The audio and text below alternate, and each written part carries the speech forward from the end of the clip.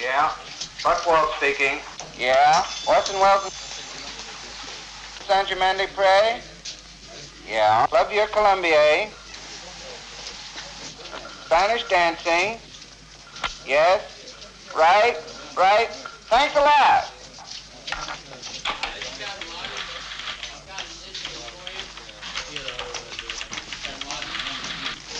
Jackie, bring me the folder on Orson Welles. I got a specialist for you, John.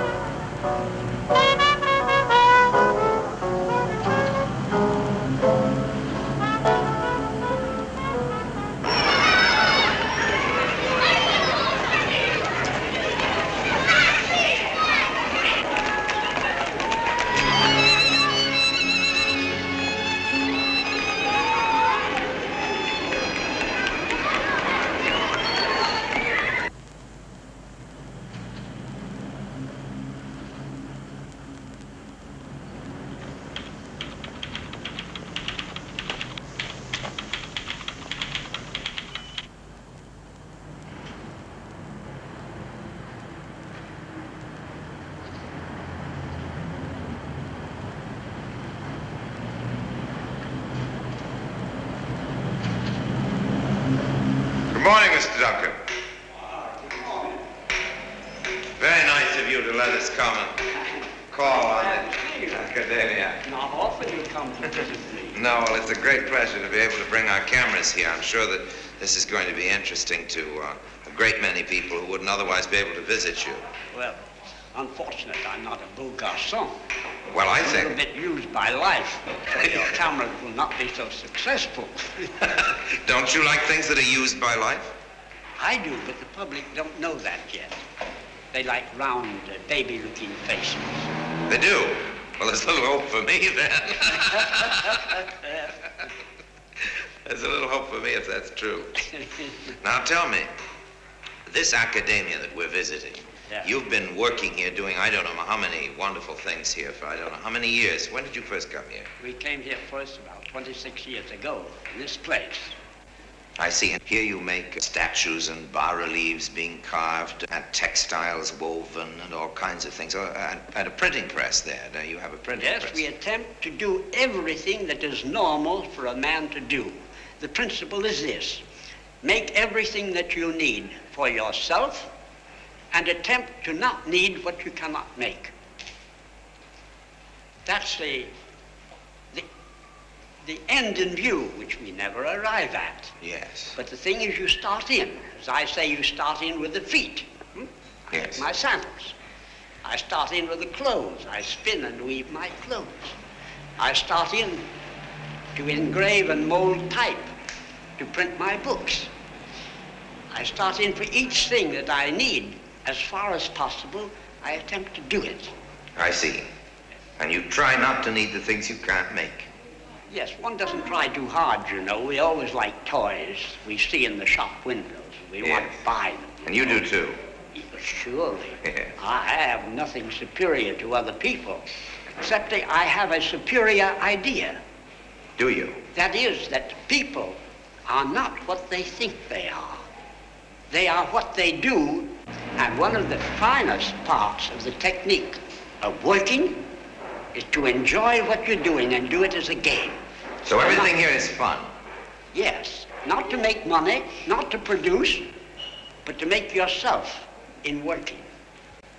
To make yourself in working. Yes, that's the end in view, whereas in today, people destroy themselves in working.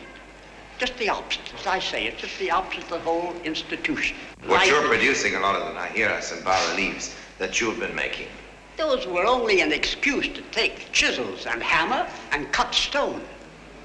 And in cutting that stone, to feel the fiber of stone. And to have the game, and to develop your muscles a little bit, and your fingers, and your taste, and your judgments. Yes.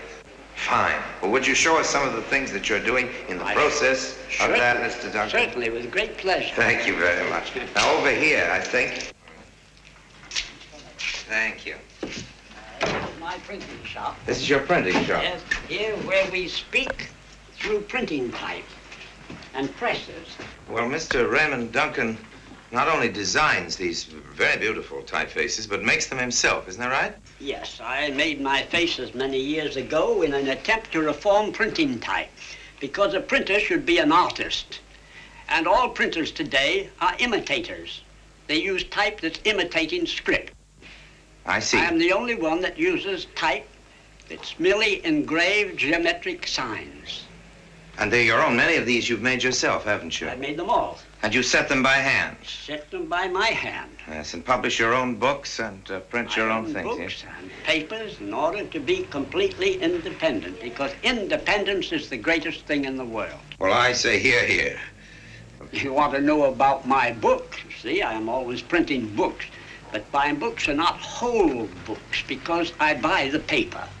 You want to make I've made everything else, the type, I've made a press. It's not this one. I have a press that I made of oak, that I printed my newspaper in Paris at first. Yes. But I have not made the paper. And Well, how do you regard this press that you didn't make yourself? Do you regard that as a compromise with your principles? no, I say it's stolen. Stolen. Yes, stolen. Because even if you pay money for a thing, that's a very polite way of stealing it. Maybe. You see, the value in things is not to have the thing, but to have made them.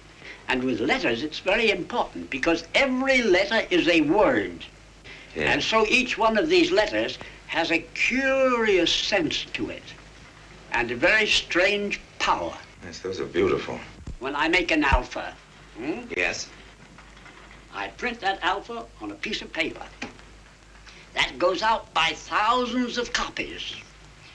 And thousands of people, seeing this piece of paper, open their mouth and say, ah. It's curious. That beats this radio system. And maybe it beats television, too, that we're on now. Surely it does. Well, you do make things yourself. You You make your letters and of course, you weave and all of this. You wove this dress that you're wearing, didn't you, yourself? Yes, it's not a dress, it's a shirt and a shawl. Shirt and a shawl? That's all. That's all a man needs. My ancestors in Scotland, they know that. They wouldn't put on trousers for anything. I see. Well, then you perhaps attribute part of the decline of the West to the rise of the pantaloon. Mr. Duncan, you were saying that your Scottish ancestors knew how to dress. Certainly, because they had a shawl to commence with, and afterwards they added to it a shirt. Yes. And the shirt was like a little short kilt. Didn't wear and pants? The shawl. No Scotsman that has any pride ever puts pants on. That's the most disgraceful object. Yeah, well, and of course the Greeks always pictured barbarians in trousers. That's true enough. Now the ladies are wearing them. Now the ladies are wearing them. So you would attribute perhaps They don't wear them in my little theater because we forbid any woman to enter the theater with trousers on. Well, tell me, there's someone as free as you are in dress. How does it happen that you don't permit the ladies to wear trousers? Why shouldn't the ladies wear trousers if the gentlemen can wear tunics? Well, there is no reason. But also there is a reason, especially here in Germain-des-Prés, we look upon women with trousers as something kind of roughhouse, you know, kind of ordinary, common. But your costume is then not particularly Scots or Greek. It's just something of your own. Could you tell us how it began? Well, it began in this way. I was on a vacation on the Normandy coast, where there was a little bathing establishment. I had rented a villa. And so I went down to the village shop and I bought me a piece of white coarse linen. I cut a hole in it top, sewed it up the sides, put a rope around my waist, kicked off my shoes, and I went down to go swimming. But they would not let me in. So I turned my back and I said, in this rotten world, where people only see clothes and do not see a man, I will live it down until they see a man in spite of clothes. And I have done it ever since. That's 54 years ago. Gradually, the piece of ordinary linen that I had bought turned into a piece of linen that I wove myself. And to weave, I had to build a loom. And I had to know to weave. And then that directed me into 1,000 other occupations. I see.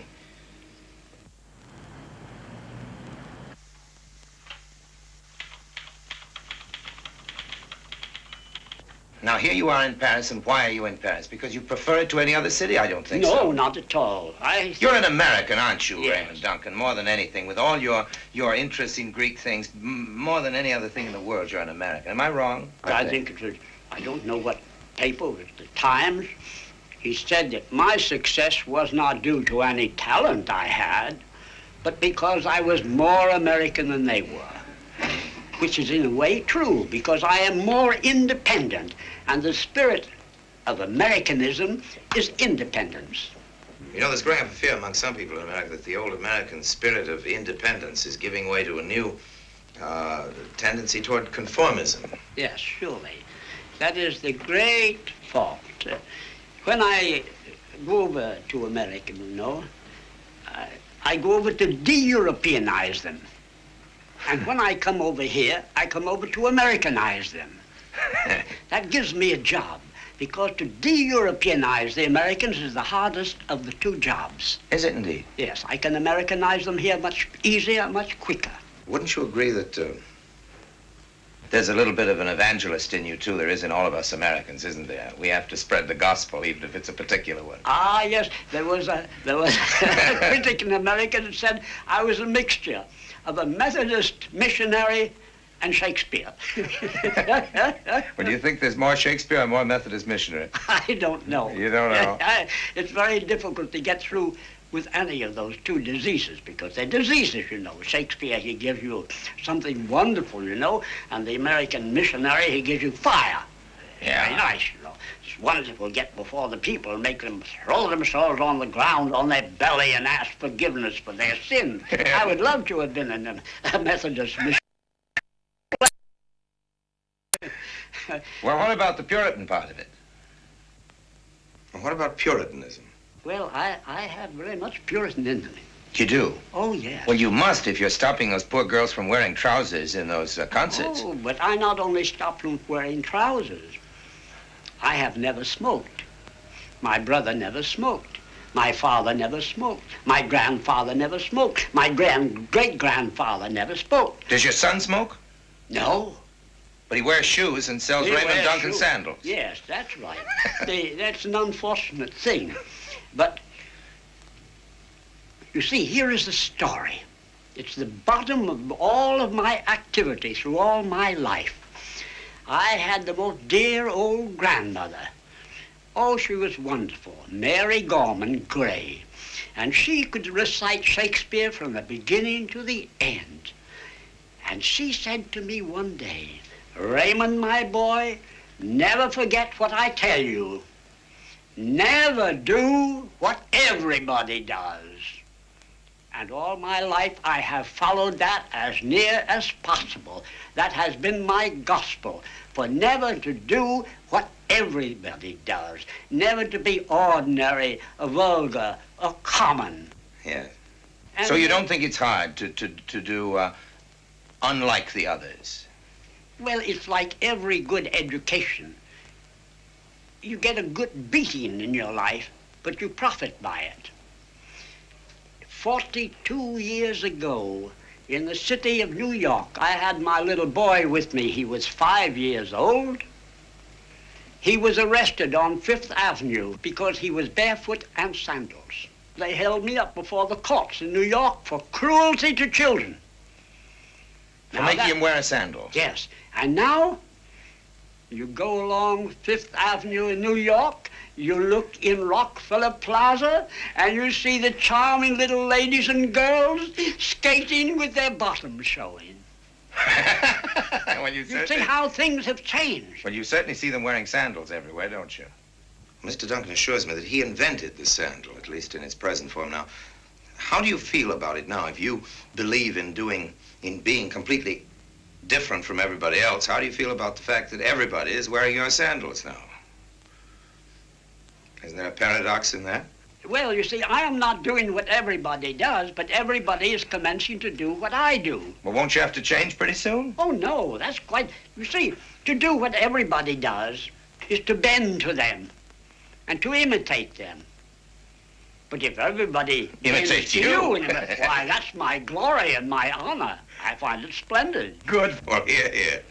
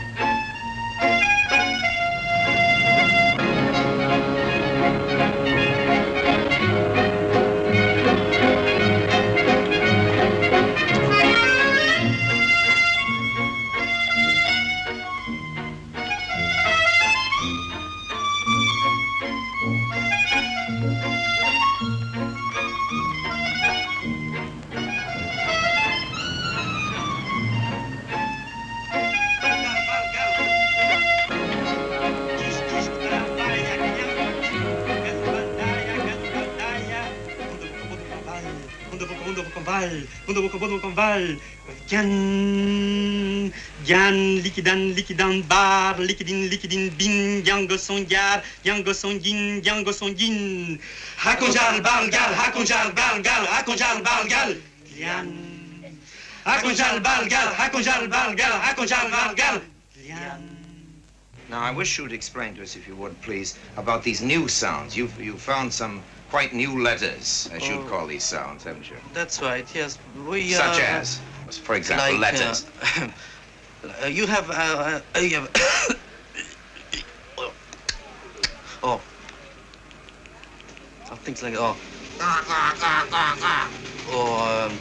Well, but you use this letters mixed with letters like A, O, B, C. Yeah, and you had some like one. And you have like well that one. Yes. I have one like this. Nadida. And that's a complete letter. Yeah, it's a mixture of letters and rhythm and different of strength in the way of saying. Right, in a few words. Well, you see, my friend and I, we were looking for new poetry, let's say a new style in poetry. We studied the history of poetry. We were sort of disappointed by surrealist poetry, and then we invented this sort of new poetry using only letters, writing symphonies or poems, but what we call letters. Just with these letters. Just with the letters? That's right. Let's have another little fragment. Neige. This Poem about the snow. Okay. Neige. Knei, knei, tnakapata, tnakapata. Ei, tragahate, tragahate. Gochlach, gochlach, lach. Quelque so bini-mini-la, bini-mini-la. Con quelqu'un, magabambaba. Tagati gusta, fan vojorian, kubla-kan, kubla-kan.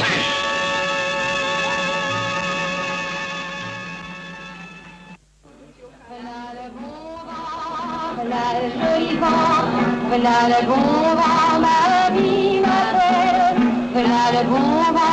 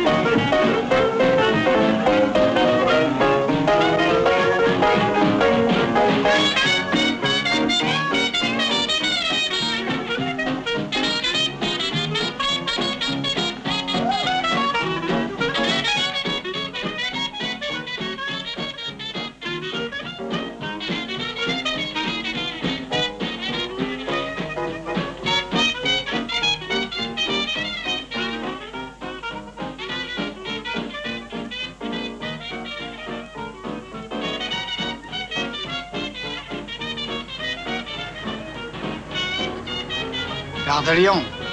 Entendu, monsieur Orson.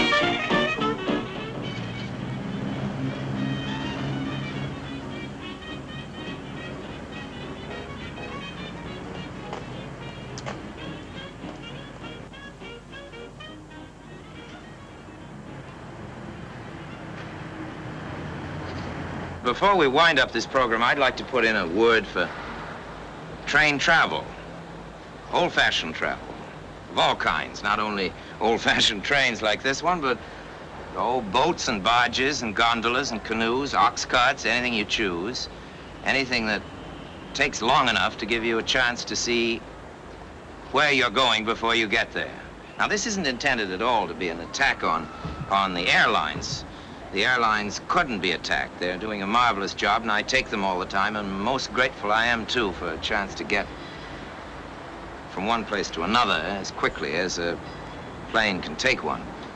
But without attacking planes, I think it'd be nice to put in a nice word for the poor old choo-choos, for example, Very few people speak in their favor nowadays, and goodness knows there isn't much to say in favor of the service one gets in a lot of trains in a lot of countries. The food is often abominable, and the trains are late, and certainly you get very sooty before you finally disembark. But even with the discomfort, there is the wonderful thrill of making a journey. Well, the train's about ready to go. If you'll join us next time, we'll be taking you to some new places, see some new people. Till then, I remain as always obediently yours.